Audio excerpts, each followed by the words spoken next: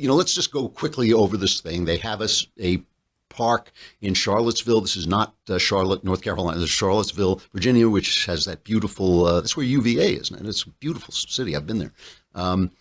And which Jefferson designed and all this stuff. Anyway, they have a park with a statue. It has Robert E. Lee statue. They had a vote to get rid of the Robert E. Lee statue and rename this park from Lee Park to Emancipation Park, celebrating, obviously, the emancipation.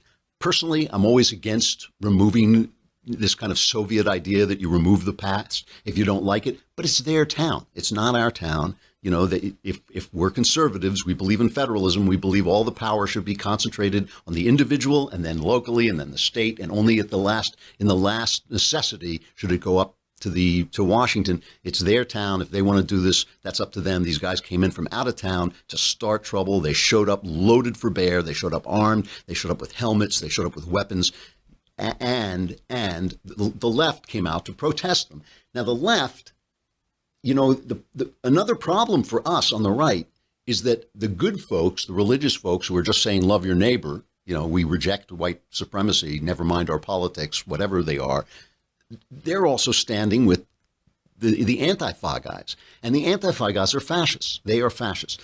So while we were getting ready for the show, Donald Trump came out and made a second statement, and we're going to get to that in a minute. But first, let's play the statement that he made at the time. He was honoring some veterans, and he paused, hearing about what's going on, and he gave what seemed to be a prepared statement. So this is cut number one, and this is what has caused all the anti-Trump controversy. We condemn in the strongest possible terms this egregious display of hatred, bigotry, and violence on many sides. On many sides. It's been going on for a long time in our country. Not Donald Trump, not Barack Obama. It's been going on for a long, long time. It has no place in America. What is vital now is a swift restoration of law and order and the protection of innocent lives. Now, so he said the hatred is on all sides, and this drives the left crazy. How can you compare? How can you make moral equivalence between these Nazis and wonderful, lovely people like Antifa, who they must be anti-fascists right in their name, while they're hitting you, while they're wearing a balaclava and hitting you over the head with a stick, and the Black Lives Matter people, who include people who say, pigs in a blanket, cook them up, whatever they say, who incite violence and who have committed violence against police officers in the name of their loving peace. So, Trump is right as far as it goes. He's right as far as it goes. Obviously, there was this stuff during his campaign where he didn't step up and immediately condemn David Duke.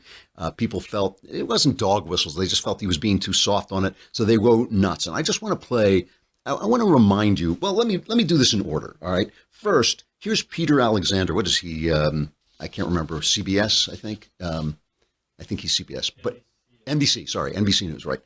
Peter, and he's interviewing Vice President Mike Pence. And he's like, can't imagine what Trump could have meant. Here he is. He said on many sides. Name those sides. What are the sides? Well, look, as I said today, we condemn in the strongest terms the hate and violence advocated by groups like white supremacists, neo-Nazis, and their ilk. But that's one side. What's the other side when he says on many sides? Well, as you look throughout the course of recent years, we've seen protests turn violent. We've seen fringe groups use peaceful protest environment to bring violence, in some cases, against police officers. But only one group yesterday, with respect, with only one group yesterday, Mr. Vice President, killed an American. And we're bringing the full weight of the federal government to bear on investigating and prosecuting that individual for that heinous act that took the life of that innocent woman. I will tell you, Peter, that I take issue with the fact that many in the media are spending more time criticizing how the president addressed the issue. But this yesterday. is Orrin Hatch and Cory Gardner, sir. It's not me. I'm reading their quotes. Many in the media have spent an awful lot of time focusing on what the president said and criticisms of what the president said, instead of criticizing those who brought that hatred and violence to the streets of Charlottesville, Virginia. All right, so let's take a look and listen to what Trump has now said. He came out this morning with a new statement. I haven't heard it yet, so I'll hear it for the first time. Racism is evil. and those who cause violence in its name are criminals and thugs, including the KKK, neo-Nazis, white supremacists, and other hate groups that are repugnant to everything we hold dear as Americans. We are a nation founded on the truth that all of us are created equal. We are equal in the eyes of our Creator. We are equal under the law, and we are equal under our Constitution. Those who spread violence in the name of bigotry strike at the very core of America. Okay, that's clear enough. I think, are they going to pick apart that? I don't know. I mean, the whole thing is this. It's the whole thing that's so bothersome is what other side could there possibly? Who else is hateful? How could you call these other people hateful? Cheryl Gay Stolberg, a New York Times reporter, was there on the scene, and she tweeted out, that she was surprised at how that the Antifa protesters were also filled with, as she put it, hate-filled violence.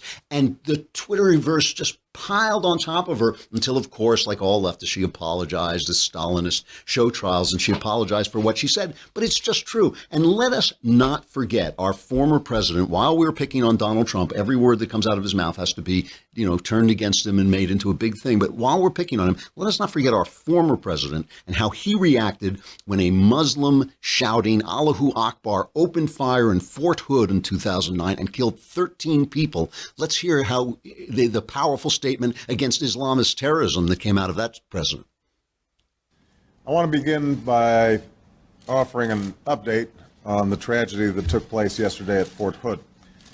This morning I met with FBI Director Mueller and the relevant agencies to discuss their ongoing investigation into what caused one individual to turn his gun on fellow servicemen and women. We don't know all the answers yet, and I would caution against jumping to conclusions until we have all the facts.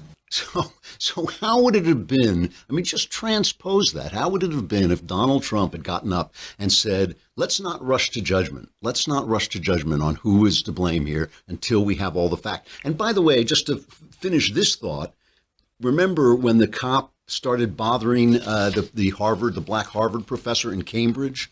Remember? So he said, don't rush to judgment. Don't make any decisions wait until we get all the facts. And here's what Obama said then, same year. I don't know, not having been there and not seeing all the facts, what role race played in that. But I think it's fair to say, number one, any of us would be pretty angry. Number two, that the Cambridge police acted stupidly.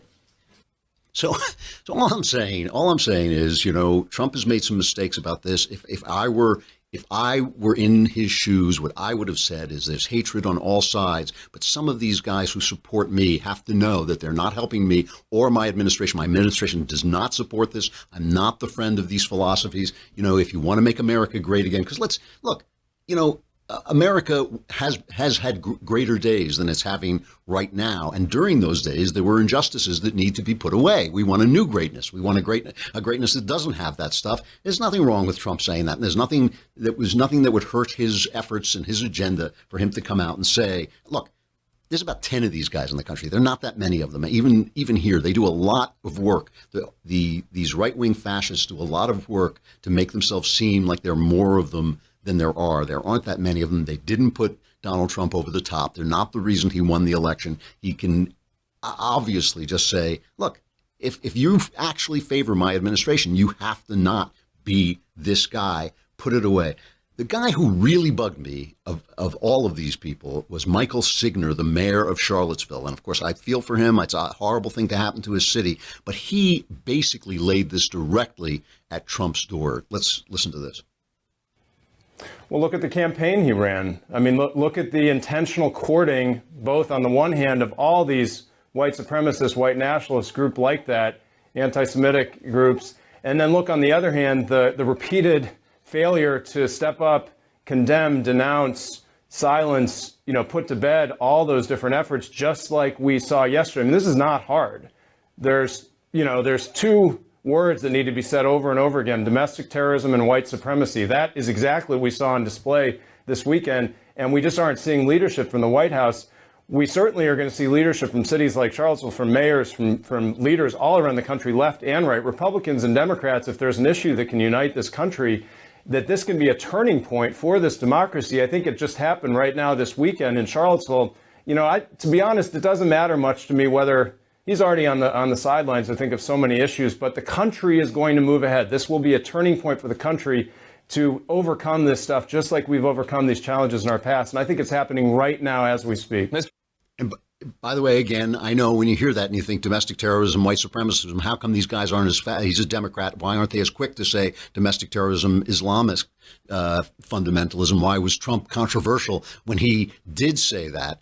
But, you know, again, let it go. These guys are in our house. We have to face them. We have to purge these people from anything that even looks like our movement. We have to announce and say repeatedly, you know, I know it's not fair. I know it's not fair. And the reason it's not fair is because leftism is racism. Leftism, with its identity politics, is now wholly infested with racism. We're not. Just like I said before, you can't fight for free speech by silencing other people's speech. You cannot fight for the Constitution and America and be a racist. You cannot be a right-wing racist. The two things simply do not go together, and anything that looks like that has to be purged out of the movement. The thing that bothered me about Signer, though, is listen to my pal Doug McElway, the great Fox News street reporter. He was out there on the scene. Listen to his experience with the police in Charlottesville. And before you lay this at Trump's house, Mayor and Governor Terry McAuliffe, listen to this, what McElway says about the cops. When I got out of my car yesterday in Charlottesville for the first time at about 10:30 yesterday morning, you knew this was a bad scene and that bad things were going to be happening because people were congregating at Lee Park, at Emancipation Park, wearing helmets, body armor, carrying big, heavy sticks. Nobody was intent upon peace here from either side. People were intent on causing havoc and causing damage. And even as wounded were being brought out of the park, the police were sitting idly by. I was standing by a cordoned-off area where the police had set up as a staging area. The state police had set up, and they said, you can come in here. This is a safe area. But when the tear gas started to fly, thrown by protesters, the police themselves began to evacuate that. I asked the guy who was in charge, I said, where are you going? He said, we're leaving. It's too dangerous. They had an opportunity to nip this thing in the bud, and they chose not to. That's the state police. But, you know, the thing is, when you know these people are coming, why are they protesting anywhere near each other? Why not just put them in different places? That is the way you avoid these problems. So I would like to be hearing from Terry McAuliffe, and Terry McAuliffe is out defending the police. It really sounds... Look, it's not the individual cop's job. It's not the cop on the beat's problem. It's where the orders are coming from. Where was the order to stand down? Where was the order to let these people come together? We're going to